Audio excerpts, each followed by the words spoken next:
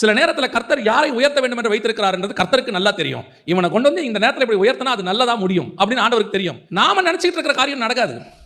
நாம நினைச்சிட்டு இருக்கிற காரியம் நடக்கணும்னு நினைக்க கூடாது. நாம ஆண்டவருக்கு பிளான் கொடுக்க வேண்டியதில்லை. அவர்கிட்ட ஏற்கனவே ப்ளூ பிரிண்ட் இருக்கு. Already everything is pre planned. இன்னைக்கு இதுதான் இங்க பிரச்சனை. இதுல இன்னொரு கூட்டம் இருக்கு. அது இதை விட கொடுமையான கூட்டம். ஆமான் கூட்டமே இங்க இருக்குங்க. அது என்ன தெரியுமா? இது எப்படியாவது அவனை தட்டி விட்டு மேலே வந்துடலான்னு ஒரு எண்ணப்பில் இருக்கும். இது வேலையே பார்த்துருக்காது, ஆனால் மேலே உட்காரணும்னு நினச்சிட்டே இருக்கும். அப்படி ஒரு குரூப் இருக்கு. இது வந்து இந்த ஆமான் குரூப். இது சும்மாவே மேலே வந்து உட்காந்துக்கணும்னு நினைக்கும். இப்போ திடீர்னு இந்த எல்லா வேலையும் செஞ்சுட்டு ஒருத்தன் பின்னாடி உட்காந்துருப்பான். சில நேரத்தில் அப்படிப்பட்டவர்கள் நெருடலாக இருக்கும். என்ன நமக்கு ஒன்றுமே இல்லையே, ஒரு உயர்வு இல்லையே, ஒன்றுமே செய்யலையே, யாருமே கண்டுக்க மாட்டாங்களே. நான் சொல்கிறேன், யாருமே உங்களை கண்டுக்கவே வேண்டாம்.